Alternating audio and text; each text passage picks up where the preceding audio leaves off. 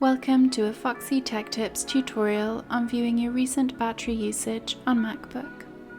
If you find this video helpful, please consider subscribing to my channel and liking the video. Start by clicking the Apple logo in the top left corner. Choose System Preferences from the menu that appears. In System Preferences, choose Battery.